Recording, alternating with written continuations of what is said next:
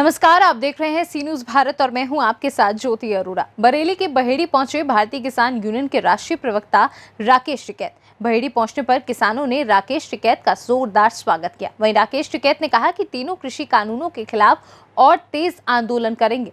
राकेश टिकैत ने कहा कि किसानों को आने वाली पीढ़ी के लिए और जमीन बचाने के लिए लड़नी होगी लंबी लड़ाई और बड़े आंदोलन के लिए तैयार रहे किसान। राकेश टिकैत जिंदाबाद, राकेश टिकैत जिंदाबाद, भारतीय किसान यूनियन जिंदाबाद, जिंदाबाद। बुधवार की शाम बरेली के बहेड़ी पहुंचे भारतीय किसान यूनियन के राष्ट्रीय प्रवक्ता राकेश टिकैत का गत्ता फैक्ट्री पर भारी संख्या में मौजूद किसानों ने जोरदार स्वागत किया। इस दौरान समाजवादी पार्टी के पूर्व मंत्री अताउर रहमान भी मौजूद रहे। वहीं अपने बहेड़ी दौरे के बीच प्रेस वार्ता के दौरान राकेश टिकैत ने कहा कि यूपी में गन्ना किसानों का बड़ा बकाया चीनी मिलों पर साथ है।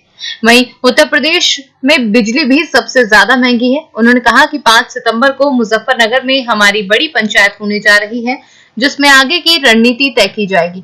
साथ ही उन्होंने कहा कि सरकार अगर किसी पार्टी की होती तो किसानों की और जनता की बात तो सुनती, लेकिन सरकार को बड़े उद्योगपति चला रहे हैं। राकेश टिकैत ने कहा कि बहेड़ी किसान बाहुल्य क्षेत्र है और किसान आंदोलन में यहाँ के लोगों की बराबर की भागीदारी रही है।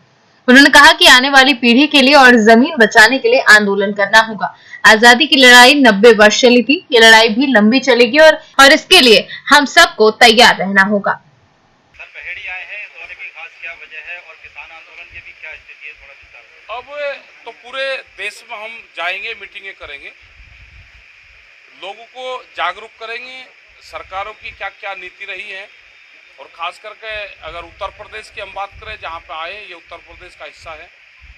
गन्ने का बड़ा बकाया यहाँ पे है पूरे प्रदेश में, और पूरे देश में करीब 20,000 करोड़ रुपए के आसपास है। खाली उत्तर प्रदेश का 10,000 करोड़ रुपए के लगभग है। बिजली के रेट यहाँ पे पूरे देश भर में सबसे महंगे हैं, वो एक वजह है।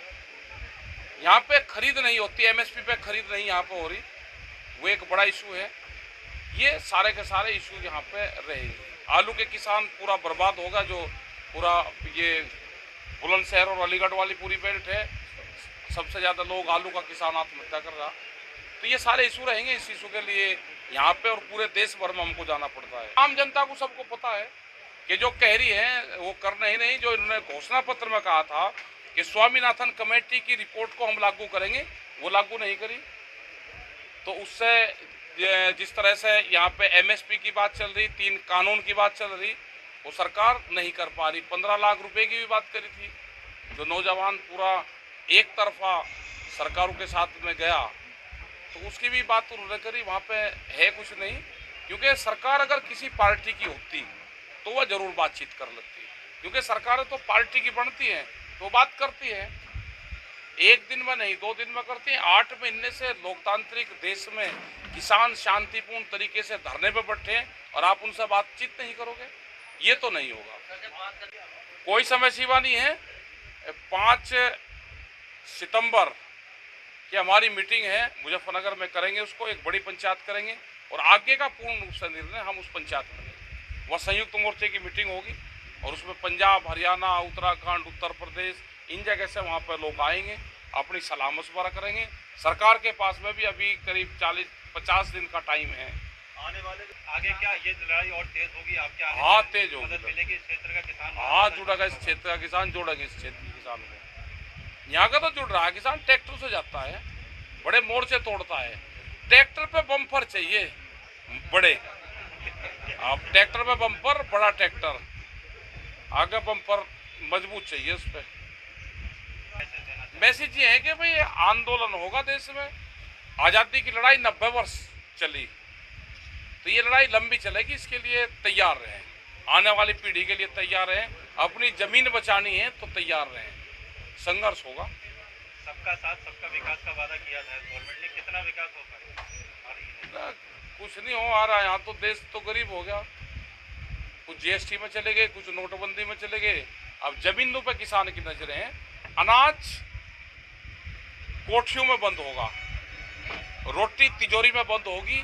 देश में भूख के आधार पर रोटियों की कीमतें तय होगी। देश की जनता को जागना होगा और आंदोलन में हिस्सा लेना होगा। महिला सशक्तिकरण की बात करती है भाजपा, और अभी चुनाव में देखा गया कि कई बार महिलाओं के साथ काफी अभद्रता हुई, इसके बारे में क्या कहना है? यही ज्यादा बात कर रहे थे महिलाओं की कि यहाँ पर सुरक्षित है, और इन्हीं के खुद नेता पुलिस की मौजूदगी में महिलाएं पर्चा ना अंदर से खरीदे, उनको बस उनके फाड़े गए, जिससे महिलाएं अंदर अपना पर्चा दाखिल करने और पर्चा लेने ना जा सके। तो ये तो शर्मसार घटना है। इसके लिए माताएं हैं, बहनें हैं, उनके लिए हमको कहते भी शर्म आती है कि इस तरह का व्यवहार हो और सब जनता। बरेली से सी न्यूज़ संवाददाता अब्दुल वाजिद की रिपोर्ट। इस खास खबर में फिलहाल के लिए इतना ही। देश और दुनिया की तमाम बड़ी खबरों के लिए आप देखते रहिए सी न्यूज़ भारत।